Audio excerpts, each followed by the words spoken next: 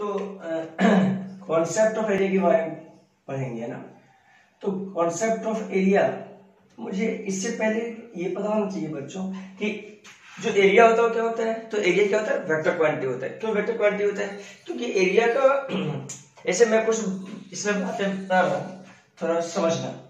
Area मैंने बोला vector quantity, okay sir, area is a vector quantity, okay sir. और देखना, जैसे दो टाइप का एरिया होता है, कैसे कैसे। एक तो होता है ओपन एरिया, क्या होता है, एक होता है open surface area, open surface area, और एक क्या होता है क्लोज सरफेस एरिया। क्या होता है बच्चों, क्लोज्ड सरफेस एरिया, ठीक है क्या, ओके सर। अब बच्चों इसमें क्या है, जैसे ओपन सरफेस एरिया होता क्या है, जैसे मान लो ऐसा कोई रखा हुआ प्लेट रखा हुआ, मान लो ये एक्स वाई एक्सिस पे कोई प्लेट रखा हुआ, मान लिया मैंने वाई और एक्स एक्सिस पे कोई प्लेट ऐसा रखा हुआ हो, ठीक, ऐसा प्लेट रखा हुआ हो, ओके सर। इसका एरिया का डायरेक्शन किस साइड होगा, तो हम क्या करेंगे, इधर सुनना, अगर अगर यहाँ पे कोई मान लो मटेरियल रखा हुआ है, प्लेट रखा हुआ है, तो इसका जो एरिया होगा ना वो जिस प्लेन में होगा, जैसे ये किस में है, ये है एक्स वाई प्लेन में, ठीक है। अब एक्स वाई में है तो इसका जो एरिया होगा ना वो एक्स वाई प्लेन का क्या होगा, बिल्कुल नॉर्मल होगा, या तो उस साइड होगा या तो इस साइड होगा। अब एक्स वाई प्लेन है तो जेड एक्सिस जो होगा एक्स वाई प्लेन के बिल्कुल क्या होगा, नॉर्मल होगा, या तो इस साइड या तो उस साइड। हम क्या करेंगे, हमेशा पॉजिटिव साइड में लेंगे, मतलब हमेशा क्या लेंगे, आउटवर्ड लेंगे, मतलब इसका एरिया का डायरेक्शन क्या लेंगे, तो एरिया डायरेक्शन जैसे मान लो ए साइड हो तो एरिया में लिखूंगा वेक्टर में ऐसा, देखो ए स्क्वायर, ठीक है, ठीक है। तो बच्चों याद रखेंगे, अगर एक्स वाई प्लेन में हो तो जो एरिया एग्जिस्ट करेगा, एरिया किस एक्सिस में एग्जिस्ट करेगा, तो एरिया लाइज इन किस एक्सिस में, तो area lies in Z axis, okay sir. क्या बच्चों समझ में आया क्या, हाँ हेलो, समझ में आया तुम्हें क्या, यस ओके, समझ में आ गया बच्चों, ओके। तो क्या बात है बच्चों, तो ये है ओपन सरफेस एरिया। जिसे तुमसे कोई बोल दे, वेरी इंपॉर्टेंट, अगर ये समझ में आ गया तो समझो कि जो एरिया के बारे में मतलब जो फ्लक्स निकालना होगा ना वो आसान हो जाएगा, फ्लक्स निकालना हो किस। अच्छा बच्चों ये बताओ, कोई बोले कि सर्कुलर प्लेट है, ठीक है, सर्कुलर प्लेट है ऑफ रेडियस आर है, ठीक है, रेडियस क्या है बच्चों, आर है, इस कैप्ट रखा हुआ है, कहाँ रखा हुआ है, इस kept in Y Z plane, किसमें रखा हुआ, वाई जेड प्लेन। तो मुझे एरिया को वेक्टर में लिख के दिखा दो, तो एरिया को मैं वेक्टर में अगर लिख दूं बच्चों तो कुछ ऐसा दिखाऊंगा, देखना, देखो तो पाई आर स्क्वायर। अब ये किस में है, तो वाई जेड प्लेन में, वाई जेड में होगा तो वाई जेड के प्लेन का नॉर्मल जो एक्सिस होगा उसके लो लेंगे, तो वाई जेड है तो एक्स क्या होगा, उससे नॉर्मल होगा, तो एक्स एक्सिस मतलब आई कैप। समझ में आया बच्चों, यस सर। तो area is a vector quantity, इसमें कोई डाउट वाली बात नहीं है, इसमें कोई शंका वाली बात नहीं है, ओके सर। अगर मान लो यहाँ बोल दिया कि देखो एक तो एक्स वाई हो गया, वाई जेड हो गया, बोल दिया कि जेड एक्स प्लेन में है, तो एरिया किस डायरेक्शन में लाई करेगा, तो एरिया लाई करेगा वाई एक्सिस में। समझ में आया, तो ये सब बातें याद होनी चाहिए बच्चों। एरिया इसमें लाई करेगा वाई एक्सिस में, और अगर जेड एक्स में हो, एक्स वाई में हो तो जेड वाई जेड में हो तो एक्सिस में, कोई शक वाली बात नहीं है। अब बात करते हैं इसका वेरी वेरी इंपॉर्टेंट, इसका अगर एरिया समझ में आ गया ना तो इसमें कोई शक वाली बात नहीं है, इलेक्ट्रिक फील्ड निकालना आसान होगा according to Gauss law, okay sir. अब देखो जैसे ये क्लोज सरफेस एरिया है, तो क्लोज सरफेस एरिया जैसे स्फेयर क्या होता है, क्लोज होता है। स्फेयर क्या होता है बच्चों, स्फेयर क्या होता है, क्लोज होता है, ओके सर। स्फेयर अगर होता है क्लोज तो हम क्या करेंगे, इसका एरिया जो होगा, एरिया इस सरफेस के जस्ट नॉर्मल, इस सरफेस के जस्ट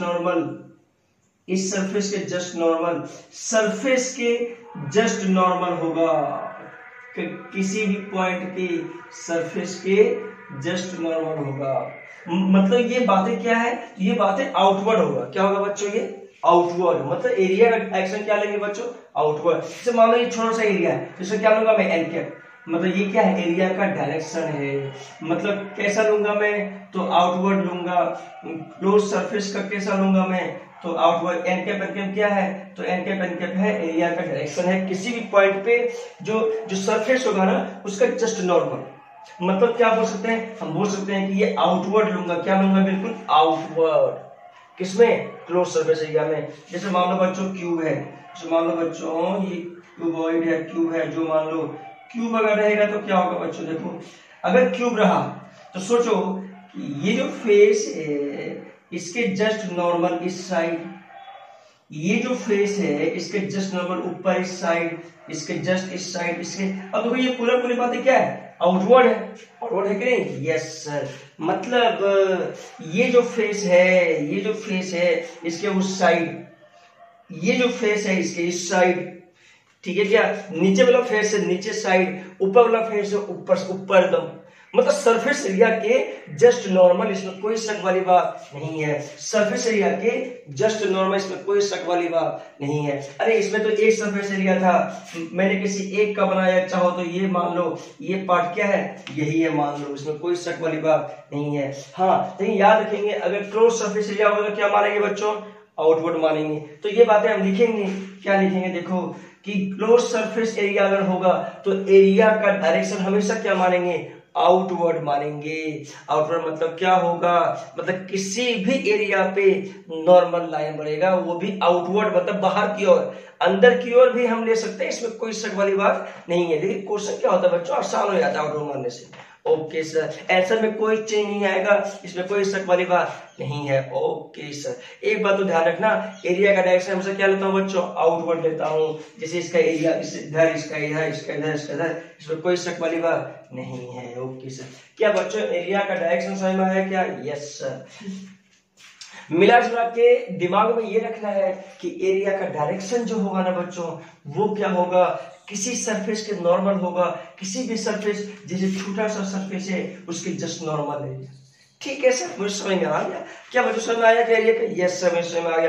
क्या तुम लिख सकते हो कि क्या जो मैंने बोला वो लिख सकते हो क्या, यस सर मैं लिख सकता हूँ, इसमें कोई शक वाली बात नहीं है। ओके चलो, अब जब एरिया हो गया, जब मुझे एरिया पता चल गया तो क्या मैं इस पर न्यूमेरिकल बना सकता हूँ क्या। अब थोड़ा मैं तुम्हें समझाऊंगा न्यूमेरिकल, इसमें वेरी वेरी इंपॉर्टेंट। न्यूमेरिकल समझ में आ गया तो इसमें कोई शक वाली बात नहीं है, तुम छप्पर फाड़ दोगे। छप्पर फाड़ना मतलब क्या होता है, मतलब you got a distinction mark in whenever, अगर फ्लक्स का क्वेश्चन आ गया तो तुम फर्स्ट हो जाओगे, इसमें कोई दिक्कत नहीं है। ओके चलो, मुझे पता है फ्लक्स बराबर क्या होता है बच्चों, तो फ्लक्स बराबर ई डॉट ए होता है। ओके सर, फ्लक्स बराबर ई डॉट ए होता है। ये कब यूज करेंगे, जब electric and area vector are constant, जब दोनों क्या हो, कांस्टेंट वेक्टर हो, जब दोनों क्या हो, कांस्टेंट वेक्टर हो, तो हम ये चीज यूज करेंगे, इसमें कोई शक वाली बात नहीं है। लेकिन जहां पे इलेक्ट्रिक फील्ड वेरिएबल हो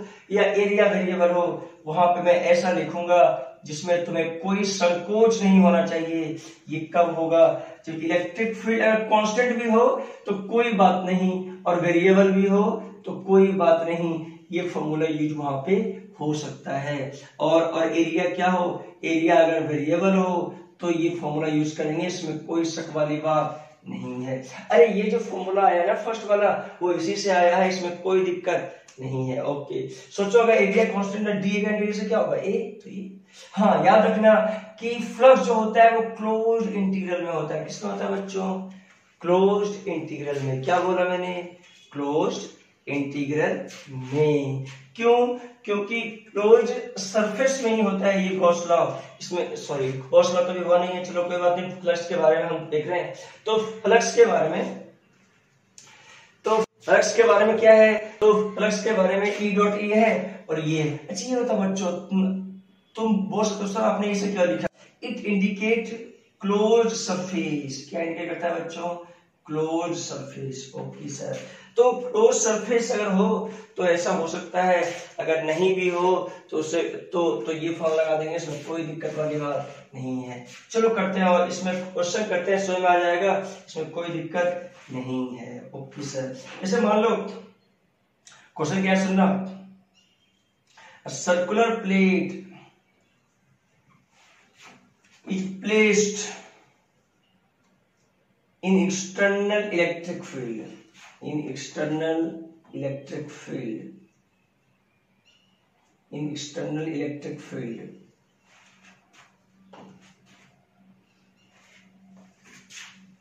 इसे थोड़ा मैं कर रहा हूं, circular plate of radius R is placed, रखा हुआ है in external electric field, in external electric field,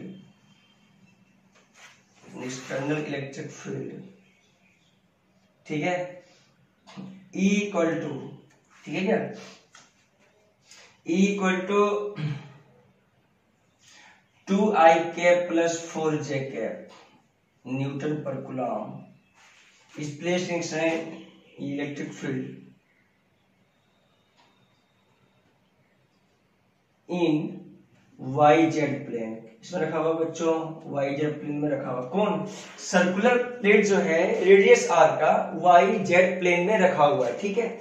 अब कोई बोले कि मुझे बताओ फ्लक्स कितना आएगा, अब देखना बच्चों क्या है, तो मुझे बताओ एरिया का डायरेक्शन क्या होगा, तो देखो तो एरिया तो मुझे पता है प्लेन का क्या होता है, पाई स्क्वायर होता है, ठीक है। अच्छा वेक्टर है तो YZ प्लेन में रखा हुआ, मतलब उसका एरिया इस साइड होगा, तो YZ प्लेन का नॉर्मल होगा जो क्या होगा x एक्सिस में, तो x एक्सिस में क्या लिखूंगा I कैप, इलेक्ट्रिक फील्ड कितना है, इलेक्ट्रिक फील्ड है 2I cap plus 4J cap. मुझे बताओ क्या ये एरिया और इलेक्ट्रिक फील्ड दोनों कांस्टेंट है बच्चों, यस सर दोनों कांस्टेंट है। अब सोचो दोनों में कांस्टेंट है तो फ्लक्स निकालने का मुझे निकालना है, find flux through the circular plate, find flux through the circular plate, through the plate के थ्रू बताओ फ्लक्स कितना होगा, तो फ्लक्स बराबर E डॉट ए, क्या बोला E डॉट ए, E क्या है 2I cap plus 4J cap dot area pi square into I cap, बोलो क्या आ जाएगा I dot I1 J dot I0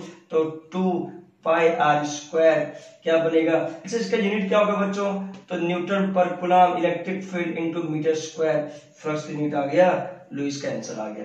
क्या बच्चों समझ में आया, क्या यस समझ में आया, क्या ऐसा क्वेश्चन बन जाएगा बच्चों, यस। अरे बोर्ड में इससे ज्यादा क्वेश्चन नहीं आ सकता, अरे यार इससे ज्यादा हार्ड क्वेश्चन बोर्ड में नहीं आ सकता। हाँ अगर मैं जेई की बात को नीट कर रहा तो ऐसा क्वेश्चन भी आ सकता है, ये इसके अलावा भी कुछ आ सकता है, इसमें कोई शक वाली बात नहीं है। ओके सर चलो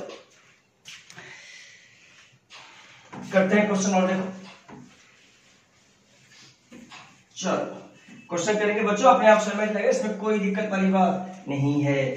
तो हाँ तुम्हें तो एक शंका है अभी भी, क्या शंका है, तो वो मैं शंका तुम्हें बाद में करूंगा क्लियर कि सर आपने ऐसा क्यों लिखा, मुझे तो ये बात नहीं पच गया, मतलब नहीं पचा है, तो आपने ऐसा क्यों लिखा, मुझे ये बात नहीं पचा है। कौन सा बात, ये बात नहीं पचा है। अरे नहीं पचा है तो नहीं पचने दो, मैं तुम्हें समझा दूंगा जब हौसला होगा, इसमें कोई दिक्कत वाली बात नहीं है। सिंपल समझो ये होता है क्लोज सरफेस एरिया, उसके साथ इंटीग्रेशन होता है बच्चों, इंटीग्रेशन के साथ साथ क्लोज सरफेस एरिया होता है, वो मैं समझाऊंगा बाद में, इसमें कोई शक वाली बात नहीं है। चलो इसमें क्वेश्चन करते हैं जिसमें तुम्हें मैं समझाने के लिए चाहता हूँ। चलो देखो फटाफट देखोगे तो समझ में आ जाएगा। जैसे ओहो जैसे, चलो मैं तो ऐसा बनाऊंगा, इसमें कोई दिक्कत वाली बात नहीं है। चलो चले मितवा तेरी प्यारी प्यारी बाहों में कहीं ना खो जाए। ओके अरे खो जाने दो, खोने में क्या रखा है कि नहीं, यस सर। चलो इसे मैंने मान लिया एक्स एक्सिस, इसे मान लिया मैंने वाई एक्सिस, इसे क्या मान लिया बच्चों जेड एक्सिस। ओके सर आपने ये बातें मान लिया, इसमें कोई दिक्कत वाली बात नहीं है। और बोल रहा है ना बच्चों कि इलेक्ट्रिक फील्ड जो है ना सिर्फ एक्स एक्सिस में है, किसमें है, सिर्फ एक्स एक्सिस में, इलेक्ट्रिक फील्ड सिर्फ किसमें है, एक्स एक्सिस में। ओके सर ये क्या है, क्लोज सरफेस, ये क्या है, क्यू है, जिसका साइड क्या है बच्चों, तो साइड ए है, इसमें कोई शक वाली बात नहीं है। ओके सर अच्छा बच्चों ये बताओ इलेक्ट्रिक फील्ड एक्स एक्सिस में गिवन है, ठीक है, साइड इसका ए गिवन है, निकालना है फ्लक्स थ्रू द ट्यूब। क्या निकालना बच्चों, फ्लक्स थ्रू क्यूब, क्यूब के थ्रू कितना फ्लक्स है वो मुझे निकालना है। इसमें कोई दिक्कत वाली बात नहीं, तो समझना, तो दिमाग में ये बात रखना तो समझ में आ जाएगा। चलो अच्छा ये बताओ बच्चों, ये वाला जो एरिया है, सही बात है क्या? ये सोचो इसमें है, तो ये देखो, तो ये कुछ ऐसा कर दो, तो ये इसमें बता ना, ये है y और z में है, मतलब इसका एरिया क्या होगा? आउटवर्ड, तो इसका एरिया आउटवर्ड इधर, इसका ऊपर, सही बात है क्या? इसका नीचे, इसका इधर, ठीक है। एक और जो ये वाला है उसका भी इधर, एक और जो उस साइड है उसका भी उधर। अरे टोटल जो फेस होता है कितना होता है ट्यूब में? 6 फेस होता है, तो अभी मैंने कितना लिखा है? 4, और 2 और कहाँ होगा? 2, एक इस साइड और एक इस साइड। समझ में आया बच्चों क्या है? देखो इस साइड वाला का उधर, इस साइड वाला का इधर एरिया, इस साइड वाला का ऊपर, इस साइड वाला का नीचे, 4 हो गया। अब ये दोनों बचा है, एक इधर और एक इधर, वो मैं दिखा नहीं सकता हूँ, चाहो तो मैं दिखा सकता हूँ, कैसे दिखाऊं मैं? चलो इसको मैं दिखा दिया, इस तरह से देखो, इसको मैं नहीं दिखा सकता, ठीक है। तुम समझ लो कि एक इधर है और एक इधर है, ठीक है। ऊपर ऊपर हो गया, इधर इधर हो गया 4, एक 5 और इधर 6, ठीक है। मतलब इसका एरिया क्या होता है? आउटवर्ड होता है, तो आउटवर्ड मैंने इसको दिखा दिया। ओके सर, मुझे एक चीज बताओ, इसका एरिया जस्ट ऊपर और electric field just x axis में, इसमें कोई शक वाली बात नहीं है, ठीक है क्या? ओके सर, इलेक्ट्रिक फील्ड है एक्स एक्सिस में है। अब सोचो बच्चों, मैंने समझाया था कि फाई बराबर ई डॉट ए, अगर ई और ए में एंगल 0 हो जाएगा तो फ्लक्स उस फेस में 0 हो जाएगा। अब बताओ इलेक्ट्रिक फील्ड इधर है, एरिया उधर है, एंगल कितना बनाएगा? 90, ऊपर में फ्लक्स क्या हो जाएगा? ऊपर में फ्लक्स 0 हो जाएगा।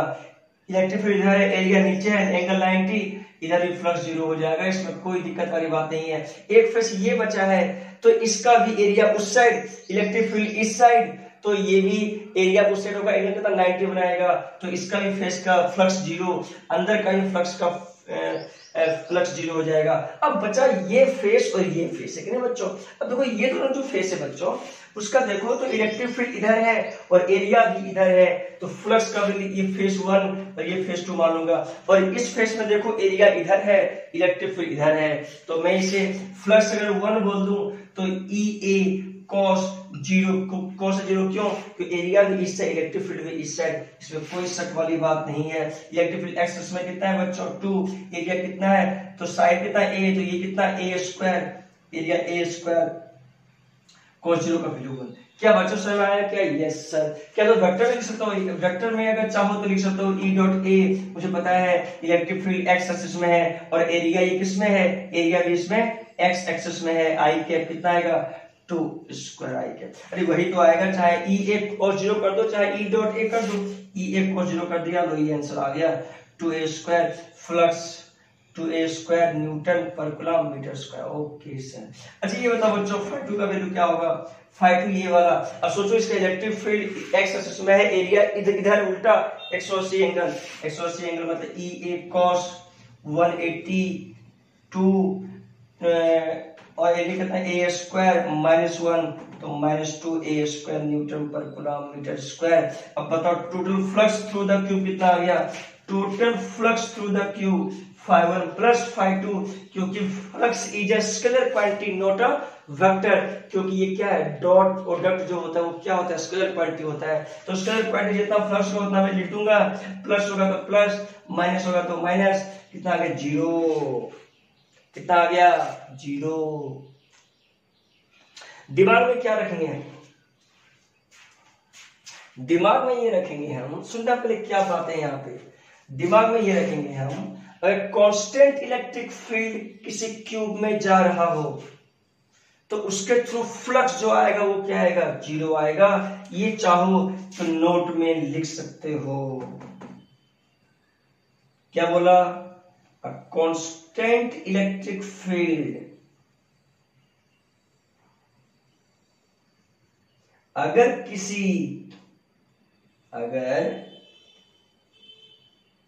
किसी क्लोज सरफेस एरिया में जा रहा हो, किसी क्लोज्ड सरफेस एरिया में जा रहा हो,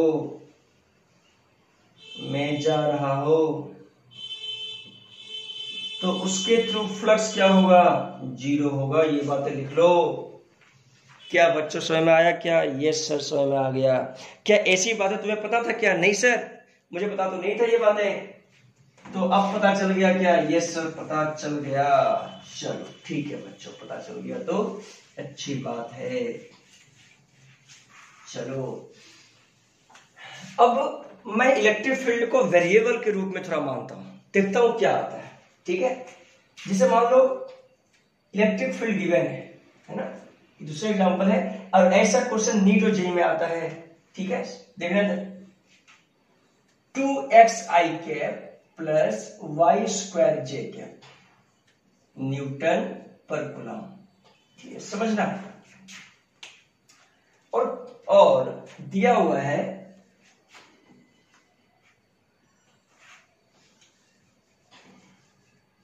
चलो इसको मैं ऐसे ही क्यों ना बना दूं, क्यूब ही बना दिया मैं। चलो यार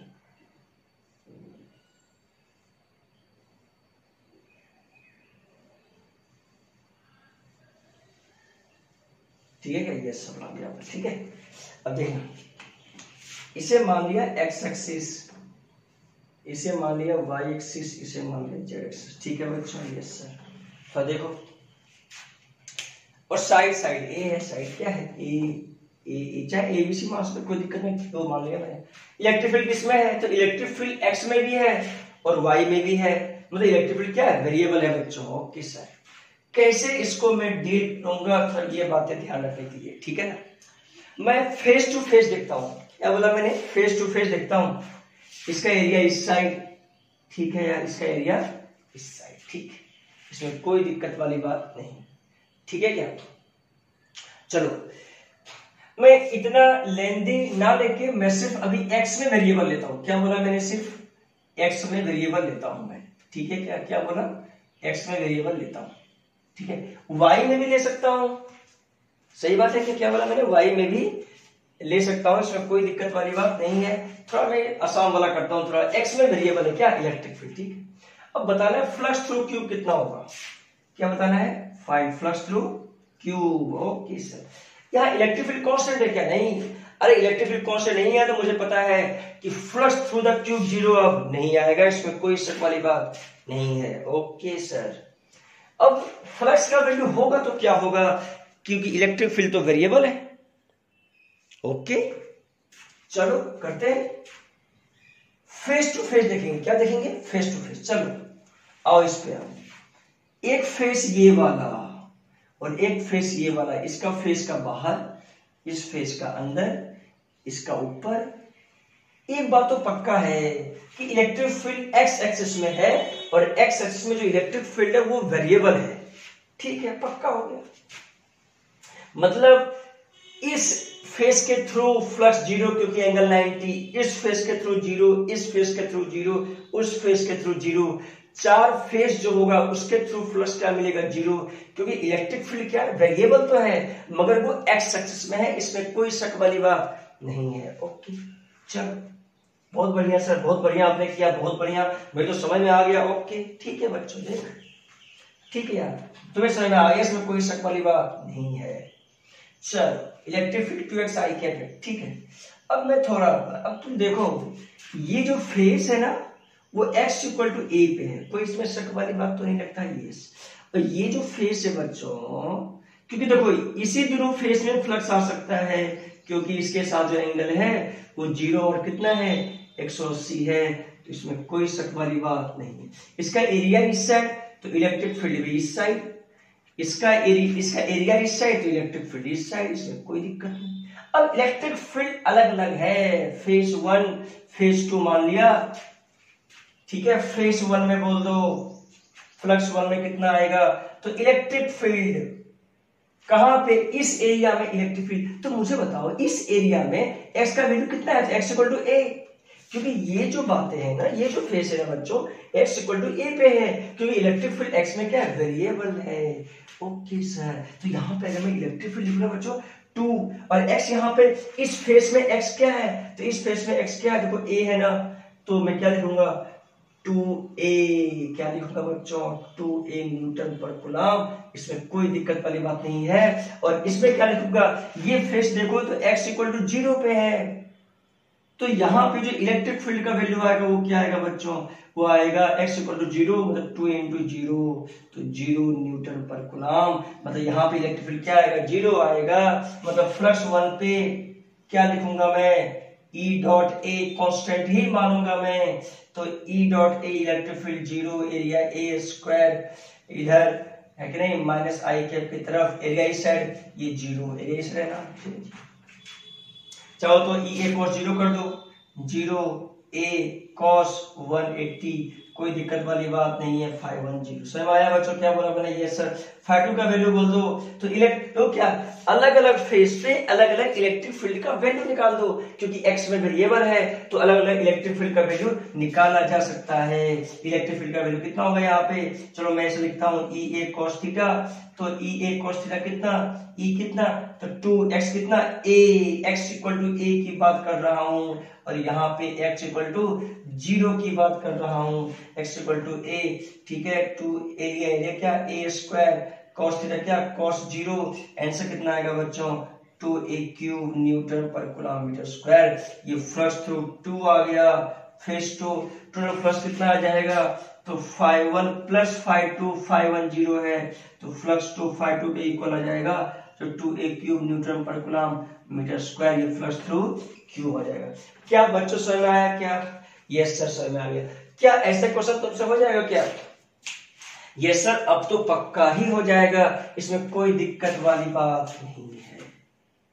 ओके चलो, अगर आ गया तो तुम्हें मेरा कल्याण हो, तुम्हें मेरा आशीर्वाद हो, तुम मेरा लक की चाम ले लो, तुम मेरा लक ले लो, कोई दिक्कत नहीं है, तुम्हें आना चाहिए, इसमें कोई शक वाली बात नहीं है। क्या बच्चों समझ में आ गया क्या, यस समझ में आ गया। अच्छा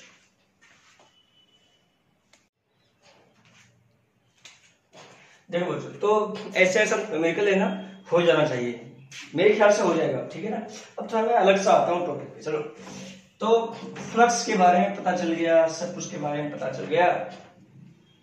जैसे कभी कभी क्या होता है बच्चों, देखना, अगर सिंपल सा तुम्हें अगर ऐसा न्यूमेरिकल दिख जाए, ऐसा न्यूमेरिकल अगर दिख जाए 2x i cap plus y square j cap, ठीक है, ऐसा न्यूमेरिकल अगर तुम्हें दिख जाए, तो इलेक्ट्रिक फील्ड क्या कांस्टेंट है, और मान लो एरिया गिवन है, एरिया मान लो एक्स वाई में है गिवन, मान लो सर्कुलर है, प्लेट है, एक्स वाई में गिवन है, सर्कुलर प्लेट किसमें गिवन हो, एक्स वाई एक्सिस में, ठीक है।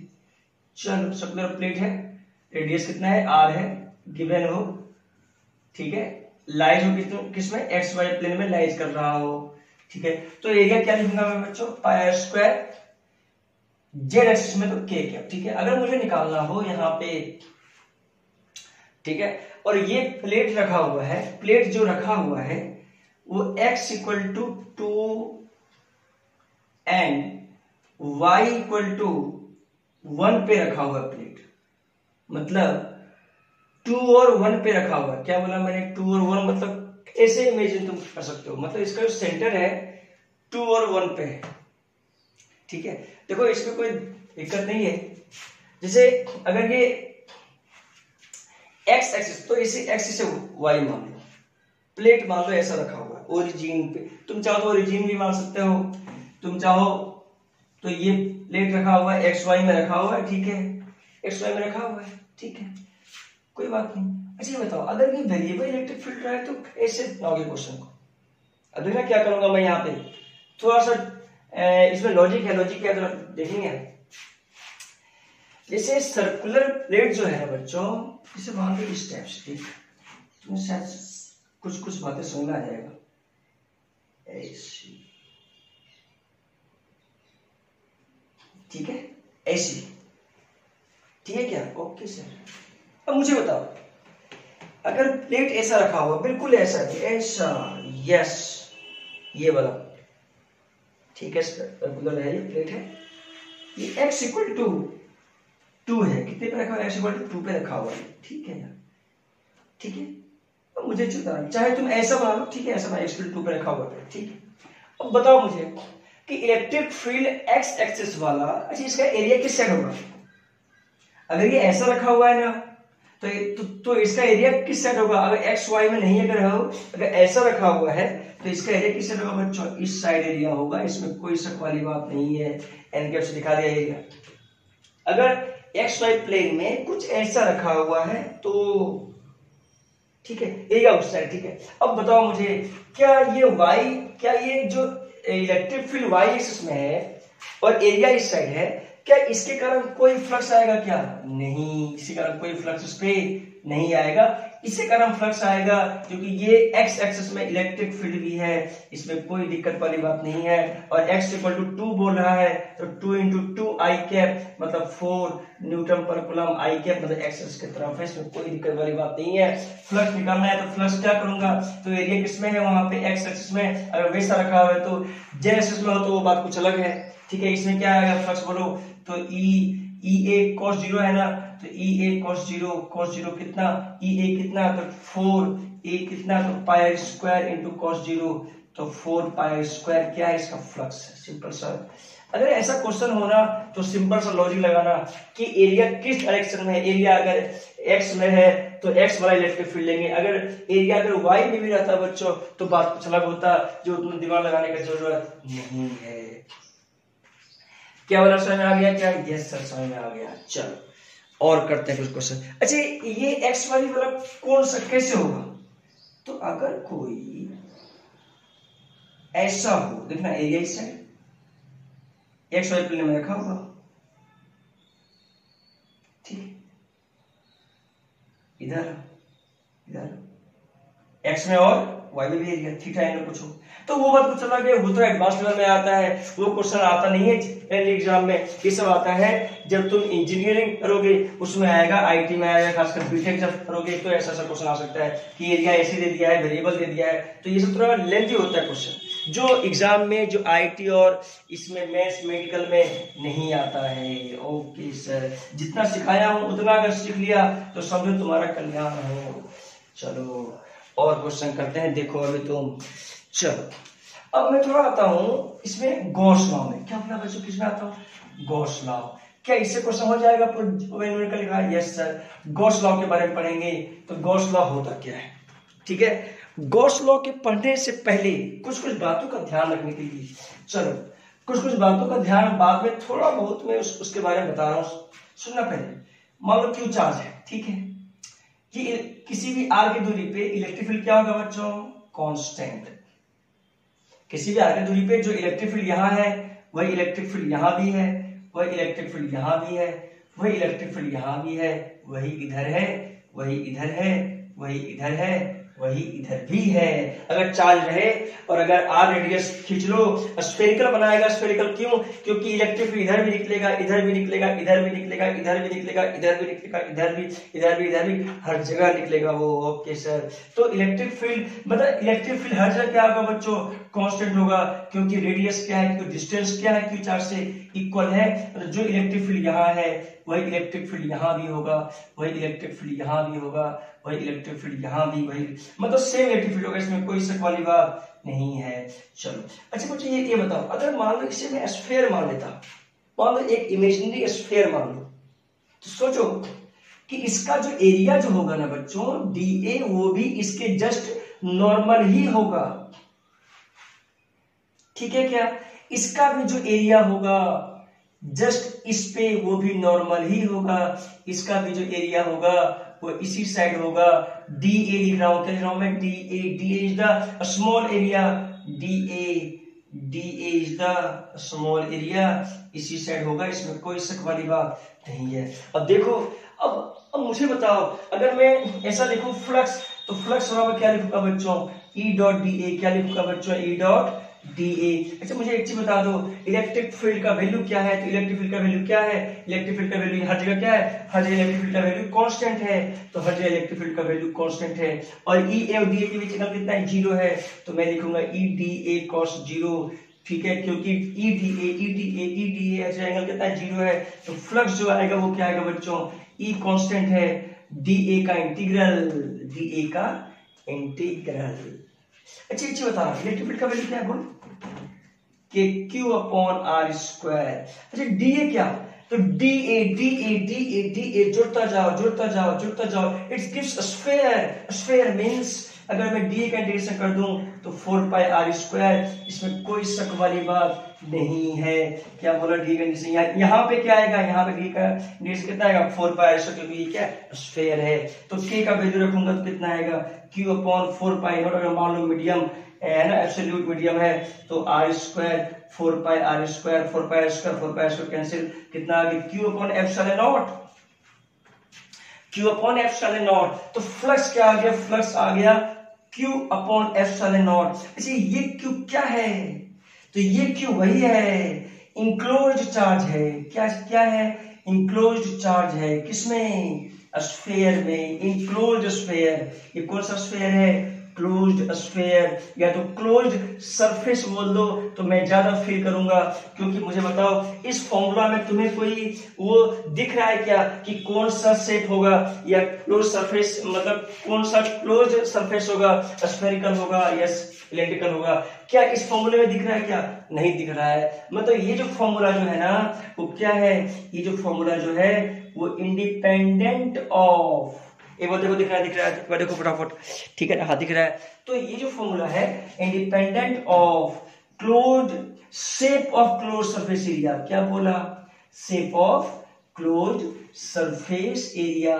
क्लोज्ड सरफेस एरिया से क्या है, उसके शेप से क्या इंडिपेंडेंट है, मतलब क्लोज्ड सरफेस जरूर होना चाहिए, लेकिन वो इंडिपेंडेंट ऑफ शेप भी होना चाहिए। इंडिपेंडेंट शेप हो सकता है कि वो सिलेंड्रिकल के आकार का भी क्लोज सरफेस हो सकता है, कोई इमेजिनरी, ठीक है, क्लोज सरफेस मान लो आर्बिट्रेरी शेप का, वो भी हो सकता है, ठीक है। क्यूब मान लो, क्यूब भी क्लोज सरफेस हो सकता है। तो इसलिए फॉर्मूला क्या लिखा गया है, क्यू इंक्लोज्ड, किसमें इंक्लोज्ड, तो इंक्लोज्ड उसमें जहां पे मुझे इलेक्ट्रिक फील्ड निकालना है, जहां तक मुझे इलेक्ट्रिक फील्ड निकालना है, क्यों इंक्लूड में समझा दूंगा और आगे बात है। क्या बात है इसमें आया क्या, यस सर। क्या ये independent of shape of close surface area, बिल्कुल। क्या ये फॉर्मूला हर जगह लागू होगा, यस सर। चाहे वो क्लोज्ड क्यूब हो, चाहे वो क्लोज्ड सिलेंडर हो, क्लोज सिलेंडर हो, चाहे वो क्लोज्ड, ठीक है, आर्बिट्रेरी सरफेस हो, आर्बिट्रेरी मतलब कोई भी शेप का सरफेस हो, कुछ भी हो, ये फॉर्मूला यूज वहां पे हो सकता है। इसमें ये बात अलग है कि मैंने स्फेरिकल मार्क किया है, ये बात अलग है, लेकिन फॉर्मूले में ऐसा कुछ दिख नहीं रहा है, तो हम क्या करेंगे, किसी भी शेप का क्लोज लेंगे, बल्कि क्या क्लोज, इसीलिए लगता है यहाँ पे क्लोज दिया गया है, यहाँ पे क्या दिया गया है, क्लोज्ड सरफेस इंटीग्रल दिया गया है। बच्चों क्या तुम्हें समझ में आ गया, क्या क्लोज सरफेस इंटीग्रल, इंटीग्रल मतलब इंटीग्रेशन, क्लोज सरफेस इसलिए दिया गया है। क्या बच्चों समझ में आ गया, यस सर समझ में आ गया। ओके, तो यह है गॉस लॉ, ये क्या है बच्चों, यही क्या है गॉस लॉ। कोई बोले गॉस लॉ क्या होता है, तो गॉस लॉ को अगर मैं डिफाइन करूं तो मैं कुछ ऐसा डिफाइन करूंगा। देखो गॉस लॉ को अगर डिफाइन आराम से भाषा में कर सकता हूं, कैसे करूंगा थोड़ा मैं समझा रहा हूं। देखो गॉस लॉ को कैसे मैं डिफाइन करूंगा, देखें गॉस लॉ क्या बोलता है, गॉस लॉ फ्लक्स जो बोलता है Q include upon epsilon not, मतलब क्या बोलता है सुनना, the electric flux through a close surface area, through a closed surface area, close surface area होना चाहिए, ठीक है। क्या चाहो तो ऐसे लिख सकते हो, electric flux E dot dA close surface area, electric flux, ठीक है। मेनली ये है, तो ये और ये क्या सेम है, तो इसको भी साथ में लिखा जा सकता है, ठीक है। तो क्या बोला मैंने, the electric flux through a close surface area is equal to the 1 upon epsilon naught times the charge enclosed charge है इन दैट, किसमें, in that close surface area, उसी क्लोज सरफेस एरिया में, in that close surface area. क्या बच्चों समझ आया क्या? Yes sir. Gauss law board में लिखने को आएगा 2 मार्क्स का। और इस देखो इसका स्टेटमेंट कोई भी टीचर अगर तुम्हारा इंटरनल मार्क्स दे रहा हो बोर्ड में तो इस क्वेश्चन पूछा जा सकता है, जो बिल्कुल आसान होता है। गॉस लॉ क्या होता है? 5 equal to Q enclose upon epsilon naught. अच्छी बताओ क्यू इंक्लोज किसमें? क्यू इंक्लोज ये इंक्लोज सरफेस में, मतलब इंक्लोज मतलब जो क्लोज सरफेस मैंने माना जहां पे इलेक्ट्रिक फील्ड आ रहा था उसमें। ठीक है, तो देखो थोड़ा बातें, जो मान लो कोई आर्बिट्रेरी शेप का कोई क्लोज सरफेस है, ये क्या है? आर्बिट्रेरी शेप का कोई close surface, arbitrary close surface. Arbitrary shape का मैंने कोई फिक्स शेप नहीं लिया है। अब मान लो यहाँ पे Q1 चार्ज है, मान लो यहाँ पे Q2 चार्ज है, ये प्लस है, ये माइनस है, Q3 चार्ज यहाँ पे है, तो मुझे बताओ फ्लक्स कितना होगा इसमें। अब देखना फ्लक्स कितना होगा बच्चों, तो यहाँ पे फ्लक्स मुझे पता है कि E dot D A equal to Q enclose upon epsilon naught. चलो देखो, अच्छा ये बताओ E डॉट डी ए मतलब अगर मैं सिर्फ इसमें देखूं तो सिर्फ इसी का मैं E इंक्लोज लूंगा, इसमें कोई शक वाली बात नहीं है। अच्छा बच्चों ये बताओ, अगर मैं इसमें लूंगा E इंक्लोज तो क्या क्या आएगा देखना। अगर मैं इसमें इंक्लोज लूं तो देखो फ्लक्स कितना आएगा, इज इक्वल टू फ्लक्स। तो फ्लक्स का वैल्यू में क्या लिखूंगा, यहाँ पे फ्लक्स का वैल्यू लिखूंगा क्यू इंक्लोज। मुझे सिर्फ इसमें देखना है कितना है flux, Q enclose upon epsilon not. Q enclose कितना है इसमें, क्या ये चार्ज इंक्लोज है? क्या नहीं है, सिर्फ ये चार्ज इंक्लोज है। तो Q1 it's a scalar value, तो जो वैल्यू गिवन होगा वो मुझे लेना पड़ेगा, चाहे वो प्लस हो चाहे वो माइनस हो, अपॉन एप्सिलॉन नॉट। ये आ गया net flux through the close surface area, वो भी आर्बिट्रेरी शेप का।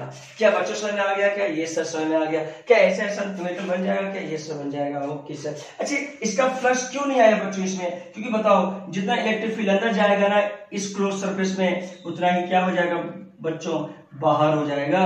इसमें कोई दिक्कत वाली बात नहीं है। ओके सर, इसलिए जितना इलेक्ट्रिक फील्ड अंदर गया इस क्लोज सरफेस में उतना अगर बाहर हो गया तो समझो कि फ्लक्स क्या हो गया, जीरो। याद रखेंगे कि जितना इलेक्ट्रिक फील्ड अंदर गया किसमें, क्लोज सरफेस एरिया में, उतना अगर बाहर हो गया क्लोज सरफेस एरिया से तो बोलेंगे फ्लक्स का वैल्यू क्या है, जीरो है, जो मैं स्टार्टिंग में तुम्हें बता रखा हूं। तो क्लोज सरफेस एरिया जीरो की बात हो, जैसे मान लो कोई स्फीयर है, कोई मान लो ये वाला देख लो, मान लो क्यूब है, कोई ऐसा क्यूब बना दिया, ऐसा देखो क्यूब बना दिया मैंने ऐसा कुछ, देखो फटाफट देखो यार, देखो थोड़ा मजा आ जाएगा।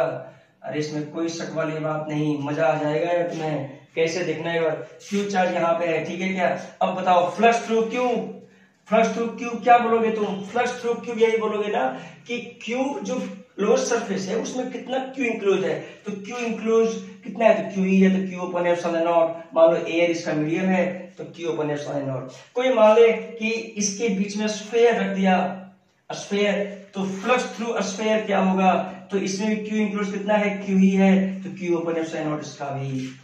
कोई बोले कि मैंने इस स्फीयर को आर्बिट्रेरी शेप कोई का कोई क्लोज सरफेस है, इसको मैंने ढक दिया, इसके क्रॉस फ्लक्स कितना आ गया, इसके क्रॉस फ्लक्स भी क्यू इंक्लोज ही है, क्यू इंक्लोज इसके अंदर कितना है, तो क्यू ही है, ठीक है क्या। ओके सर, मतलब इसका मतलब क्या हुआ बच्चों, देखो जो इलेक्ट्रिक फील्ड इस स्फीयर से पास हुआ है वही इलेक्ट्रिक फील्ड इस क्यूब से भी पास हुआ है, वही इलेक्ट्रिक फील्ड इस आर्बिट्रेरी शेप का क्लोज सरफेस से भी पास हुआ है। इलेक्ट्रिक फील्ड तीनों में क्या हुआ है, सेम पास किया गया है, इसीलिए इलेक्ट्रिक फील्ड इलेक्ट्रिक फ्लक्स तीनों में क्या है, सेम है। इसमें कोई दिक्कत वाली बात नहीं है, क्योंकि इलेक्ट्रिक फील्ड जो स्फीयर में गया है वही क्यूब में भी गया है, वही आर्बिट्रेरी शेप का क्लोज सरफेस में भी गया है, इसीलिए फ्लक्स क्या है बच्चों, सेम है। तुम चाहो तो हिंदी में लिख लो, ठीक है क्या। ओके सर, जैसे मान लो ये ऐसा देखो, दो स्फीयर, क्यू चार्ज है यहाँ चार्ज है 2q, 1 और 2, फ्लक्स थ्रू 1 क्या बोलोगे, तो इसमें जो क्यू इंक्लोज है वो कितना है, क्यू है, तो क्यू अपॉन एप्सिलॉन नॉट। 2 में देखो क्यू इंक्लोज कितना है, तो क्यू प्लस 2q भी है, 2q upon epsilon not, low 3q upon epsilon not. अगर दोनों का रेशियो बोले कि 5/1/5 निकाल दो तो क्या कहोगे यार, 1/3। अरे इसमें कोई शक वाली बात नहीं है, ठीक है। ऐसा क्वेश्चन आता है क्या, ये मतलब क्यू इंक्लोज देखना है, क्या देखना है बच्चों, क्यू इंक्लूज, तो इसमें देखा मैंने वन स्फीयर में देखा क्यू इंक्लूज कितना है, तो क्यू है, और ये जो 2q है वो इसके बाहर में है, तो इलेक्ट्रिक फ्लक्स इसमें नहीं देगा। ये क्या है, 2 स्फीयर है, ठीक है क्या। ऐसा क्वेश्चन नीट में आ रखा है, इसमें कोई शक वाली बात नहीं है। ओके सर, नीट में आ रखा है, जेई में भी आ सकता है, इसमें कोई दिक्कत वाली बात नहीं है। चलो और देख लेते हैं यार, और देख लेते हैं। चलो देखो देखो देखो देखो देखो देखो, अरे आया रे खिलौने वाले, खेल खिलौना लेके आया रे, है कि नहीं। चलो चलो देखो, नीट में रखा उससे क्वेश्चन, इसमें कोई शक वाली बात नहीं है। अच्छा ये बोलो, स्फीयर है, रिलेटिव परमिटिविटी 5, चार्ज रखा हुआ है, चार्ज रखा हुआ है 10 कूलम का, बताओ कितना फ्लक्स आएगा, फ्लक्स थ्रू स्फीयर। 10 कूलम का चार्ज रखा हुआ है अंदर में, रिलेटिविटी कितना है 5, तो फ्लक्स क्या होता है, Q enclose upon epsilon not. अगर मीडियम में है तो ER कर दो, इसमें कोई शक वाली बात नहीं है। Q इंक्लोज कितना है 10 अपॉन एप्सिलॉन नॉट, ER कितना है 5, तो 2 अपॉन एप्सिलॉन नॉट, ये फ्लक्स हो गया, इसमें कोई शक वाली बात नहीं है। चलो एग्जांपल करते रहे हैं ना। चलो और देखो बच्चों, और देखो क्वेश्चन, और देखो कौन सा क्वेश्चन करूंगा सर, कौन सा क्वेश्चन करूंगा सर। जैसे मान लो ये कोई स्फीयर हो, सुनना इधर, और मान लो कि इलेक्ट्रिक फील्ड ऐसा आ रहा हो, इलेक्ट्रिक फील्ड मान लो ऐसा गया हो, ओ लो लो लो, इलेक्ट्रिक ऐसा गया हो, अंदर गया, क्लोज सरफेस एरिया में कितना 4 अंदर, मान लो 4 इलेक्ट्रिक फील्ड अंदर गया, 3 ही निकला, क्या इसमें फ्लक्स 0 है क्या, इसमें फ्लक्स 0 नहीं है, क्योंकि जितना अंदर गया उतना बाहर भी निकल जाता तो फ्लक्स 0 आता, जितना अंदर गया उतना बाहर नहीं निकला तो फ्लक्स क्या होगा, 0 नहीं होगा। तो ये बातें याद रखेंगे, कितना वैल्यू होगा वो इससे डिटरमाइन नहीं हो पाएगा, लेकिन number of electric field line से पता कर सकते हैं कि उसमें फ्लक्स 0 है या नहीं है। ऐसा भी लॉजिक अगर बन जाए दिमाग में तो कोई बड़ी बात नहीं है। चलो और क्वेश्चन इसमें करवाते हैं। चलो सर और क्वेश्चन करवाओ, सब मजा आ रहा है पढ़ने में, मजा आ रहा है क्या बच्चों तुम्हें, तो मजा आ रहा है क्या, बोलो, अरे है ना, बोलो यस सर। ओ हंस गया, उसे देख के हंस रहा है ना, वो आज नहीं आएगी, आज वो की नहीं आएगी, उसे देख के मत हंसो तुम, वो अपनी जिंदगी में मौज कर रही है, वो उसको भूल जाओ, बेहतर रहेगा, ठीक है। चलो उसको देख के मत हंसो यार, तुम मुस्कुरा रहा है, फील ले रहा है बच्चा, है कि नहीं। अरे उसे लगता है कि ये जो 4 लड़के हैं, ये जो मेरे 10 दोस्त हैं आसपास जो बैठा है वही मेरा जिंदगी है, वही जो 2 लड़कियां बैठी है बगल में वही मेरी दोस्त है, वही मेरी जिंदगी है। अरे नहीं, तुम अगर बीटेक में जाओगे सब भूल जाओगे, वहां भी अलग ये मिलेगा, वहां भी अलग सिस्टम मिलेगा, सब भूल जाओगे तुम। तुम्हें अभी लगता होगा ओ यही तो मेरा जिंदगी है, ये लड़की मिल जाए सेट हो जाऊंगा। अरे ऐसा कोई खास बात नहीं है यार, तुम लोग ऐसे ही सोचते रहता है। अब मैं भी एक समय था, मैं भी ऐसा करता था, इसमें कोई दिक्कत वाली बात नहीं है। करो मजा लो, लेकिन पढ़ाई में जरूर ध्यान दो, पढ़ाई में ध्यान दोगे ना तो कुछ भी मजा कर लो, इससे कोई फर्क पड़ने वाला नहीं है। मेरा मतलब समझ रहा है क्या, ऐसा मत कर देना कि फंस जाओ, करना ऐसा सिस्टमेटिक जाना, बिल्कुल इसमें कोई दिक्कत वाली बात नहीं। चलो और थोड़ा करते हैं क्वेश्चन फटाफट बच्चों। अच्छा बच्चों ये बताओ, चलो मैंने तो ऐसा तुम्हें बता दिया है, कोई अगर ये पूछ दे कि स्फीयर तो है, ठीक है, चलो मैं कुछ ऐसे एग्जाम्पल बताऊंगा जो सटीक मिलेगा। चलो मैं क्यूब का थोड़ा एग्जाम्पल बताता हूँ, किसका बताता हूँ, क्यूब का थोड़ा सा एग्जाम्पल बता रहा हूं। चलो देखो, क्या मोबाइल में दिख रहा है, मोबाइल का तो क्या वीडियो देखो दिख रहा है क्या सही से, यस सर दिख रहा है सर, ओके। चलो क्यूब, अच्छा मैंने चार्ज अंदर में क्यू चार्ज रख दिया, कितना चार्ज रखा बच्चों, क्यू चार्ज। मुझे एक चीज बताओ, कोई बोले find the flux through cube, flux through cube, cube के थ्रू फ्लक्स कितना होगा, ठीक है।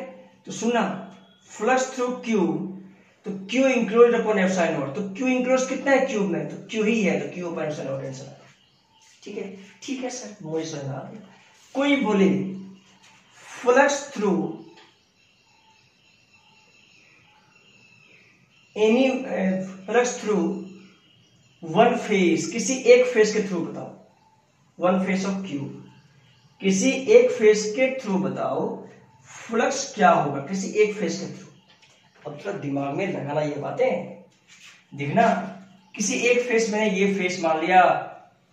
अब सोचो इसमें कितना फेस है, 6 फेस, और 6 फेस जो है 6 फेस में से इलेक्ट्रिक फील्ड निकल रहा होगा, सही बात है क्या? 6 फेस में से फ्लक्स निकल रहा होगा, सही बात है क्या? अब सोचो अगर एक फेस में निकालना है तो क्या करेंगे, 1/6 Q/ε0, मतलब 1/6 टाइम्स हो जाएगा। इसमें कोई शक वाली बात नहीं है, क्योंकि 6 फेस में टोटल फ्लक्स कितना था, Q/ε0 था। 6 फेस मतलब थ्रू द क्यूब। अगर एक फेस में निकालना हो, क्योंकि मुझे पता है कि जो फ्लक्स जो है ना वो एरिया में डिफाइन होता है, क्योंकि phi = E.A, जितना ज्यादा एरिया उतना ज्यादा फ्लक्स। ये कब की बात है, जब चार्ज किसी क्लोज सरफेस के अंदर हो तब की बात है, ठीक है। वही चार्ज अगर बाहर होता तो मामला कुछ अलग होता। वो मामला क्या होता बच्चों, वो मामला ये होता कि चार्ज अगर बाहर होता, जितना चार्ज अंदर जाता उतना चार्ज बाहर जाता। ओहो, मतलब 6 फेस से इलेक्ट्रिक फील्ड निकल रहा था, और मुझे अगर एक फेस में निकालना है तो क्या करूंगा मैं, 1/6 टाइम्स हो जाएगा। वाह रे वाह, क्या क्या सर बताया आपने, क्या दिमाग में स्ट्राइक किया क्या? Yes sir. अब अच्छा देखो,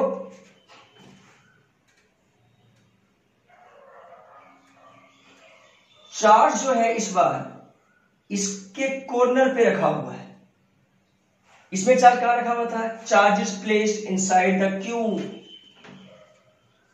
charge is placed inside the cube, placed inside cube, inside cube. इस बार क्या है, चार्ज जो प्लेस है, charge is placed at the corner of the cube,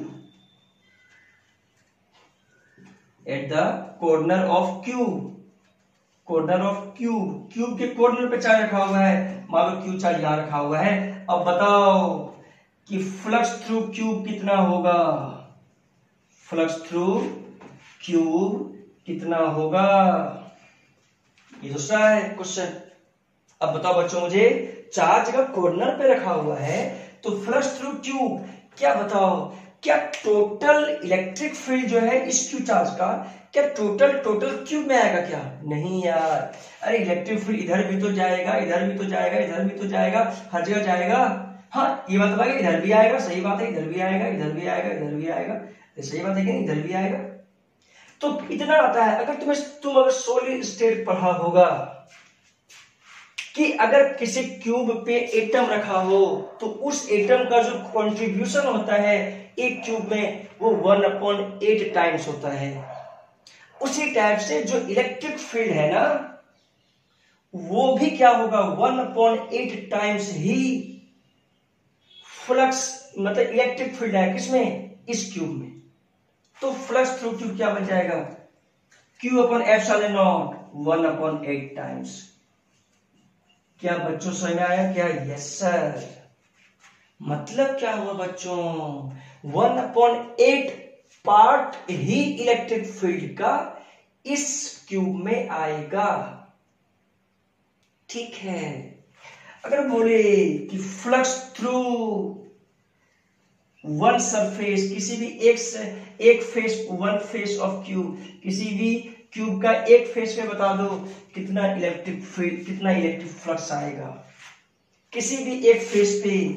अब देखना है मेरा बात थोड़ा सुनना, किसी भी एक फेस पे। अच्छा बच्चों एक चीज बताऊं मुझे, थोड़ा दिमाग लगाना है, देखना है। सोचो किसी भी एक फेस की बात ये बोल रहा हूं, ठीक है। देखना है, मुझे बताओ जब ये कॉर्नर पे था, मैं थोड़ा डायग्राम अलग बनाऊंगा क्योंकि शायद तुम्हें समझ में कम आएगा, इसलिए मैं डायग्राम थोड़ा अलग बनाने जा रहा हूं। चलो देखो, कॉर्नर पे चार्ज रखा हुआ था, कहां रखा था बच्चों, कॉर्नर पे। ओके सर, कॉर्नर पे चार्ज रखा हुआ है। चलो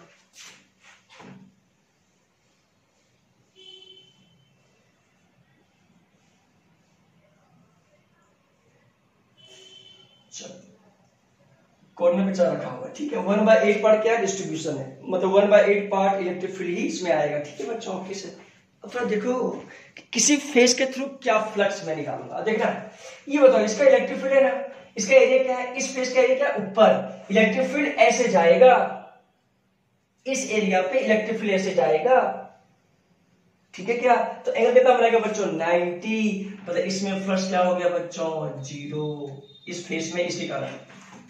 इस फेस की बात करूं मैं, इस फेस की, इस फेस तो ये फेस तो हो गया 0, इस फेस की बात करूं तो इसमें भी इलेक्ट्रिक फील्ड कुछ ऐसे ही जाएगा, ऐसे, और एरिया इधर है तो ये भी एंगल 90 बनाएगा, इसमें भी फ्लक्स क्या बनेगा 0, ठीक है। और ये भी जो एरिया है ये वाला इसका मतलब जिस वर्टिसेज पे, जिस कॉर्नर पे है, उस कॉर्नर का वर्टिसेज जिस फेस का, जिस फेस के साथ है उस फेस में फ्लक्स क्या आएगा 0 आएगा। कौन सा, 3 फेस में 0 आएगा फ्लक्स, कौन कौन सा, 4 कॉर्नर पे रखा हुआ है, तो एक तो ऊपर वाला फेस और एक नीचे वाला फेस, ठीक है क्या, एक ऊपर और एक नीचे, इस साइड और एक इस साइड। कैसे, तुम इमेजिन करो, मैं थोड़ा इसको टर्न करता हूं कैमरे को, थोड़ा सा इमेजिंग करवाता हूं मैं। कैसे इमेजिंग करवाऊं यार मैं, चल देखना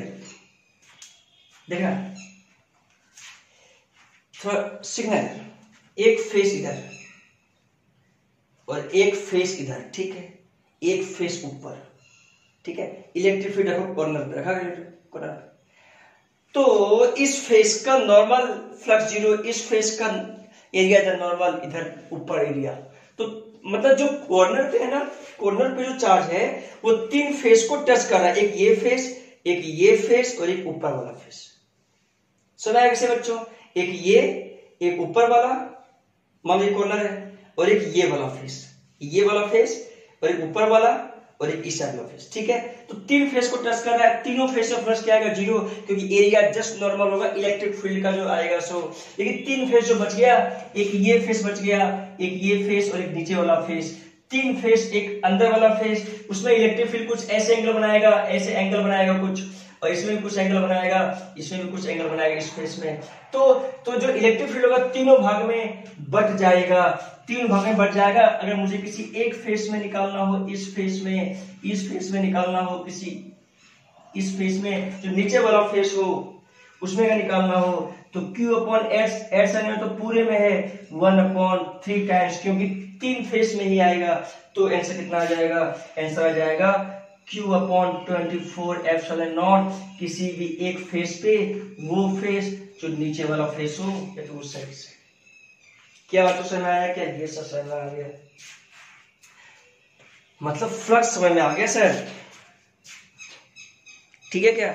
मुझसे किसी टीचर ने एक सवाल पूछा था, वो मैं सवाल तुम्हें बताऊंगा अगला लेक्चर में, क्योंकि वो सवाल उसमें कुछ लिखना पड़ेगा, डेटा है कुछ, थोड़ा सा लेंथी सवाल था, लेकिन बन तो ज्यादा जरूर हो। मैंने उसे बता दिया, टीचर है, कोई पूछता है, उसे कोई दिक्कत नहीं है, टीचर को नहीं आता तो मेरे से पूछ लेता है, इसमें कोई शक वाली बात नहीं है। अरे टीचर को भी नहीं आता, इसमें कोई शक वाली बात नहीं है, ऐसा नहीं कि उसे आता ही आता है, इसमें कोई शक है क्या, नहीं सर। क्या स्टूडेंट की तरह टीचर भी होता है, यस सर, इसमें कोई दिक्कत नहीं है। अरे तुम भी पढ़ोगे, तुम्हें भी आ जाएगा, इसमें कोई शक वाली बात नहीं है, ठीक है क्या, परेशान होने की कोई बात नहीं। चलो और करते हैं, चलते हैं, फ्लक्स की बात चल रहा है, फ्लक्स की बात चल रहा है यहाँ पे। चल मैं कुछ बातें करता हूँ, थोड़ा सिस्टमेटिक करता हूँ। चलो यस, मतलब एरिया के टर्म में डिफाइन करता है, ठीक है क्या बच्चों को, ऐसा। इसमें फ्लक्स कितना होगा, स्फीयर है, कितना फ्लक्स होगा Q/ε0, ठीक है। मैं इस बार ऐसा बनाया, इस बार हेमिस्फीयर लिया, चार्ज यहां रखा हेमिस्फीयर, बताओ चार्ज मैंने इसके जस्ट सेंटर पर रखा, कितना फ्लक्स आएगा।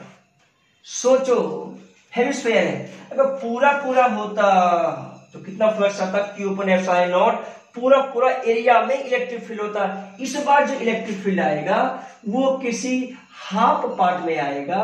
हाफ पार्ट मतलब क्या, देखो इसमें अगर इलेक्ट्रिक फील्ड आ रहा हो तो पूरे पूरे एरिया में आ रहा होगा, अंदर बाहर निकल रहा है, इसीलिए फ्लक्स इतना हो गया। अगर हाफ एरिया लिया इसका तो फ्लक्स कितना हो जाएगा, हाफ टाइम्स हो जाएगा, मतलब Q upon epsilon not into half times, मतलब Q अपॉन 2 एप्सिलॉन नॉट। क्या बच्चों समझ में आ गया क्या? यस सर, मुझे तो समझ में आ गया। ये क्या हेमिस्फेयर है यार, क्या ये हेमिस्फेयर पूरा पूरा होता तो पूरा पूरा इलेक्ट्रिक फील्ड उस सरफेस एरिया से निकल रहा होता। अरे यहाँ तो हाफ ही एरिया है, क्योंकि फ्लक्स जो होता है वो एरिया में डिफाइन किया जाता है, तो एरिया इसका हाफ है, मतलब इसका हाफ है तो हाफ 1/2 हो गया। ओके सर, कोई बोल दिया कि ये स्फीयर है और यहाँ पे मैंने एक स्ट्रिप लगा दिया ऐसे, सुना हेमिस्फीयर है, वहां पे प्लेट लगा दिया, क्या लगा दिया, प्लेट, ठीक है, प्लेट लगा दिया। ओके सर, प्लेट लगा दिया आपने। चार्ज को मैंने इसके जस्ट इनसाइड यहां रखा, यहां पे जस्ट इनसाइड। फ्लक्स कितना आएगा, अरे flux Q upon epsilon not आएगा, क्योंकि अब ये बन गया क्लोज सरफेस एरिया। अरे वो चाहे कोई भी शेप का हो, अगर ओपन हो तो इसका हाफ हो गया, ये मैंने क्लोज कर दिया, क्लोज, और ये जो चार्ज है ना जस्ट इसके अंदर में है, ये बन गया क्लोज। अब क्या बन गया, ये क्लोज सरफेस एरिया, तो Q upon epsilon naught, Q enclose कितना है इसमें, तो Q इंक्लोज कितना है इस क्लोज सरफेस में, Q इंक्लोज कितना है, तो Q ही है, ये तो अंतर है। ओके सर, अगर यही बात मैं ऐसा कर दूं ना बच्चों, स्फीयर है, लगा दिया प्लेट, चार्ज को बाहर रख दिया, तो फ्लक्स कितना आएगा बच्चों, 0।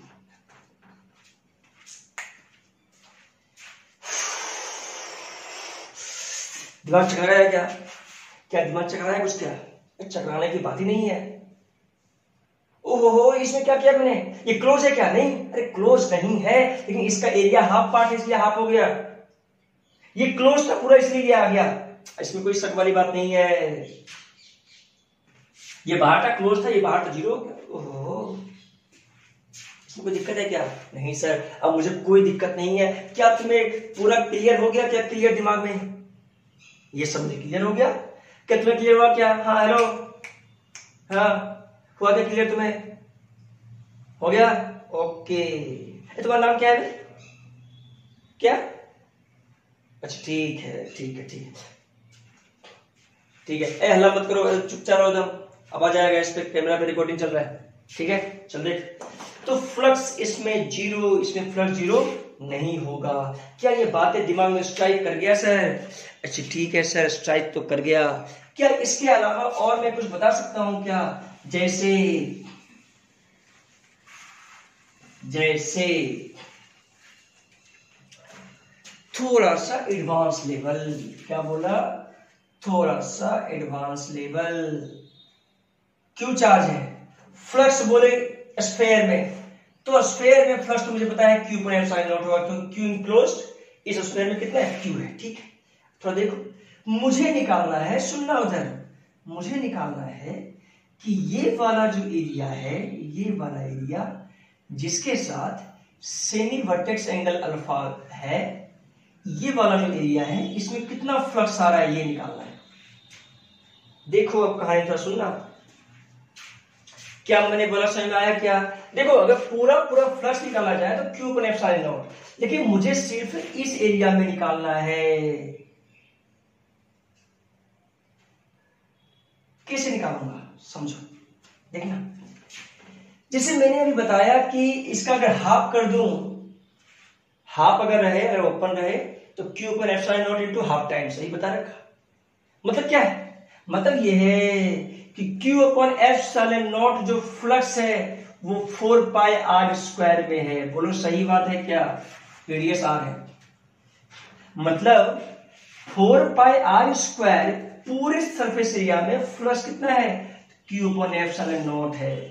अरे एरिया के टर्म में जो डिफाइन होता है, जैसे फेस, पूरे फेस में 6 फेस, जैसे क्यूब में 6 फेस था, 6 फेस में Q अपॉन एप्सिलॉन नॉट था, तो एक फेस में कितना होगा, तो 1/6 टाइम्स।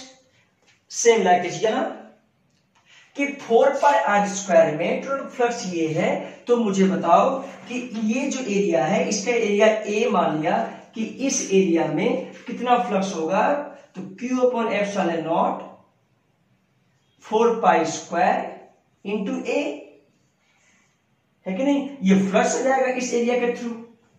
अरे यार, क्या ये बातें समझ में आया क्या? अरे ये इसका एरिया आ गया तो वो लिख दूंगा मैं, इसमें कोई दिक्कत वाली बात। अरे इतना में इतना तो इतना एरिया में कितना, यूनिटरी मेथड 2 रुपये में 5 आम, तो 4 रुपये में कितना 10, वही तो है, एरिया का टर्म डिफाइन है। मैंने जब एग्जांपल दिखा था क्यूब का, तो ध्यान रखो क्यूब में कितना फेस था, 6 फेस। सोचो क्यूब भी क्या था, क्लोज था। 6 फेस में Q अपन S वाले नॉट फ्लक्स, तो एक फेस में कितना, अरे यूनिटरी मेथड है, निकाल लो 1 अपन x 6 हो जाएगा, इसमें कोई शक वाली बात नहीं है। चलो अब मुझे इसका एरिया निकालना, क्या निकालना है इसका एरिया। अच्छा अल्फा क्या है, अल्फा है सेमी वर्टेक्स एंगल। अल्फा क्या है, सेमी वर्टेक्स एंगल। मुझे निकालना है इसमें कितना फ्लक्स आ रहा हो। अगर मुझे एरिया पता चल जाए इसका तो फ्लक्स में निकाल सकता हूं, इसमें कोई शक वाली बात नहीं है। तो एरिया कैसे पता चलेगा, एरिया थोड़ा इसमें मैथ है। अब मैथ है तो थोड़ा मैं मैथ बताने जा रहा हूं। बनेगा तो इसी मेथड से, मैं इसी मेथड से लिखूंगा इसका क्या वैल्यू होगा, क्या फ्लक्स का वैल्यू होगा, मैं इसी मेथड से बनाऊंगा, इसमें कोई दिक्कत वाली बात नहीं है। चलो मैं करता हूं, चलो चले मितवा तेरी प्यारी परी राहों में कहीं भी खो जाएं।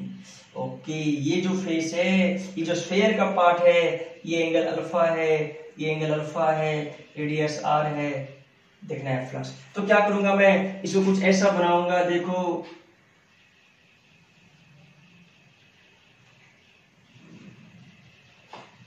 देखो तो समझना, रेडियस आर, ये सेंटर, ये सेंटर, ये एंगल अल्फा, ये एंगल भी अल्फा। ठीक है बच्चों, समझ में आ गया क्या? और ये जो फेस है, ये फेस ये वाला है। ठीक है, ठीक है सर, ठीक है। देखो अच्छा ये बताओ कैसे इसका मैं एरिया निकाल सकता हूं, है ना? ये और ये सेम है, कैसे निकालूंगा? थोड़ा सीखो, थोड़ा इसको यार थोड़ा सीखना पड़ेगा इसमें। चलो कैसे मैं इसका एरिया निकालूंगा, देखते हैं, है कि नहीं? करते हैं, समझ में आ जाएगा, इसमें कोई दिक्कत वाली बात नहीं है। चलो आ जाओ करते हैं। क्या करो, छोटा सा स्ट्रिप लो। क्या करो बच्चों, छोटा सा स्ट्रिप लो, थोड़ा सा विड्थ का एक छोटा सा स्ट्रिप लिया मैंने।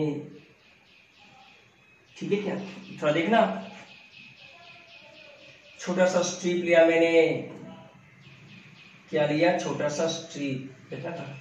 इसको मैं थोड़ा ऐसा बनाता हूं, देख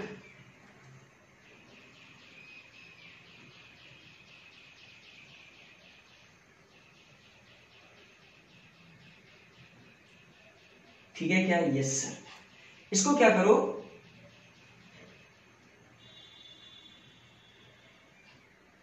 डी थीटा, थीटा पे डी थीटा। अरे ये और ऊंचाई होगा कहां तक, अल्फा, अल्फा एंगल तक होगा। ठीक है, छोटा सा बना दिया मैं, डी थीटा विड्थ का। अच्छा ठीक है। अच्छा बताओ इसका रेडियस अगर आ रहा है तो इसका विड्थ कितना बन जाएगा, आर डी थीटा। इसमें कोई शक वाली बात किसी को है क्या? बोल, नहीं सर कोई दिक्कत नहीं है। अच्छा ये बताओ इसका ये आर की कितना, आर कॉस थीटा। इसका रेडियस क्या हो जाएगा यार, आर साइन थीटा। इसमें कोई शक वाली बात किसी को है क्या? नहीं सर। अच्छा इसका विड्थ मैंने ऐसे लिखा, तो ये कुछ ऐसा है बच्चों, देखो ये कुछ ऐसा है, डी थीटा, किसी भी थीटा एंगल पे इसका विड्थ कितना हो जाएगा, आर डी थीटा। बोलो कोई शक है कि अरे कुछ ऐसा है, देख ऐसा, ये सा, ठीक है, किसी एक विड्थ का है, ठीक है, ऐसे बिल्कुल किसी एक विड्थ का है। ठीक है क्या? Okay sir, R D theta, okay, R ये डी थीटा, रेडियस कितना आर है। ठीक है, तो देखो इधर बात, इसका रेडियस कितना, इसका रेडियस है, ये थीटा है, ये आर कोस, तो ये आर साइन थीटा।